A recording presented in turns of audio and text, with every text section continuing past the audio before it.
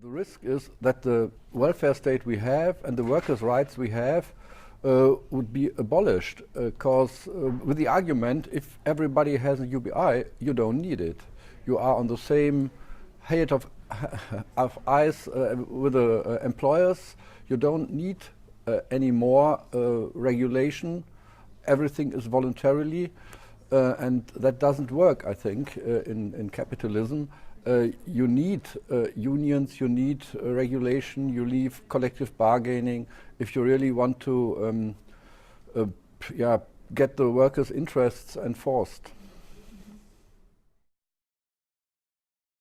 I think the socially minded varieties of UBI that are very high would require such an extreme amount of redistribution of income that it is completely an illusion. We had to redistribute about 20–30% minimum of the gross domestic product, and the tax rates would have become extreme, 70–80% or more. And so I think this won't work. And so the risk is that we only would get a neoliberal type of UBI with very low amount of money that would leave the people be forced to work and would only be a mean to destroy the welfare state.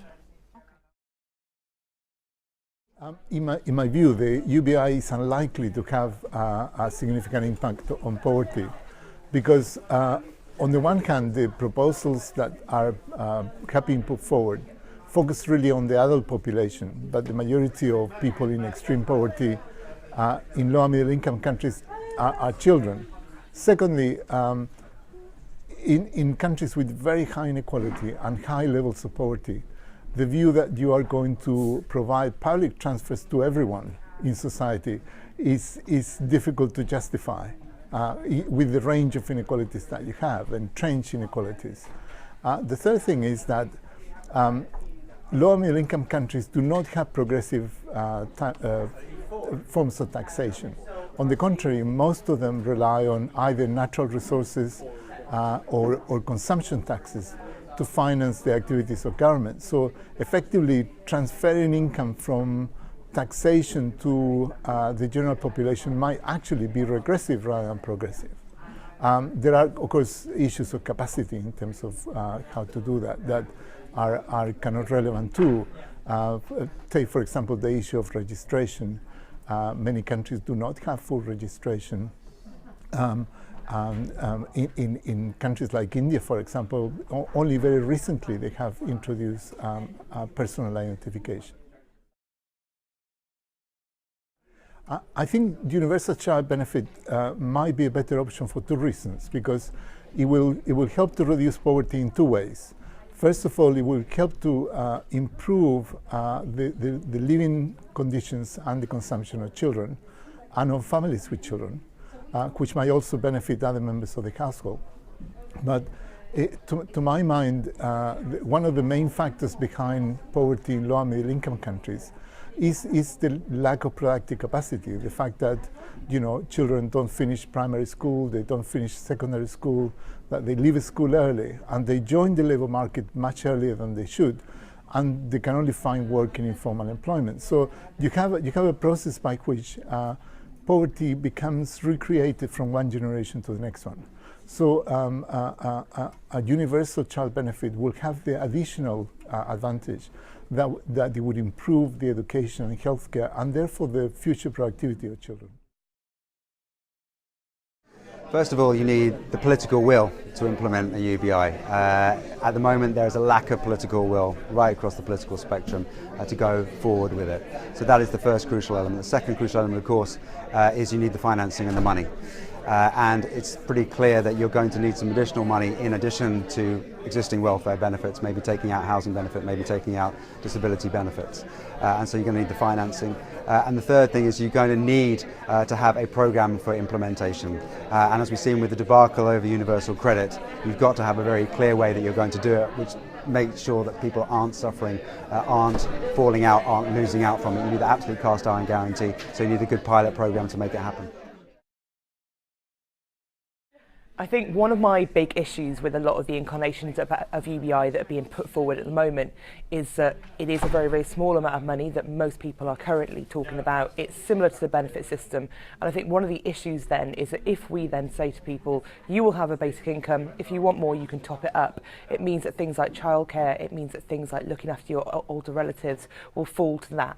And I think that I would rather see, as a feminist, you know, a lot of women's work, which usually involves a lot of care work, being properly remunerated, actually fully accepted that you know, it is a skill. People should be paid for it in much the same way that you're paid to go to work in a bank or, you know, to work as a street cleaner, etc. And I worry that if you bring in universal basic income, a lot of women's work will be further devalued and won't be properly remunerated. And obviously universal basic income doesn't increase as you get older. So it means that for, you know, other people in a job would see their salaries increase, whereas for women they'll always be on the minimum income. And I worry about that. Another issue is one that we see a lot with the benefit system at the moment, which is that when it comes to households, normally the money goes to one person, and it's very, very difficult to take away that control. So a lot of women in domestic abuse situations end up being financially controlled, and I worry a lot about that. Absolutely. I'm not completely against it. I just have some caveats. I think that if it was brought in well, with all of these problems addressed, I'd be completely for it. I think it's really, really good that it puts a lot of people on an even footing, so that if people decide, for instance, they don't want to work for a while, or they want to take some time out to look after somebody, to, you know, pursue more education, they can do that. And it gives people some time back. Another big thing that I'm really in favour of is removing the conditionality. I think that's one of the big issues with stigma at the moment. So we have a big problem where people who currently receive benefits are treated terribly by the tabloid press. Public opinion is often against them, and we see this scroungers versus skivers rhetoric. And I think that if universal basic income was high enough and let people, you know, live their lives and everybody received it, I think there'd be a lot less concern about people getting welfare, about people getting benefits. I think that's why child benefit worked so well at the beginning. Every single person who had a child had it, and nobody really queried whether or not it should exist.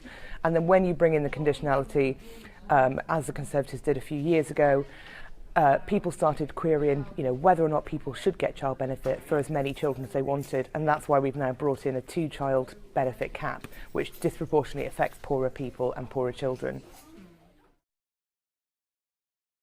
I think it has to cover all of your housing costs, all of your bills, and enable you to have a kind of minimum standard of living. So at the moment, the benefit system is on a subsistence level, which means that if you're claiming job seekers allowance, especially if you're younger and it's much smaller, there's very, very little you can do apart from feed yourself, just about scrape by. And I meet people constantly who are cutting down on food, who will walk, you know, 5 miles to the job centre because they can't afford bus fare. So I think it has to be at a level where people can have a life in their local area that will work. And that's another issue. We have huge geographic inequality in the UK. Housing costs are really high, food costs can be really high. Often bus costs in, you know, outside of big cities are really, really high. So I think that it has to cover, you know, somebody's life in a way that makes them able to participate fully in society. So if you have kids, to, you know, to be able to have your children's friends over for tea, maybe to be able to afford a holiday every year, just so that it's at the level where you're comfortable. But if you want more, you can take on work.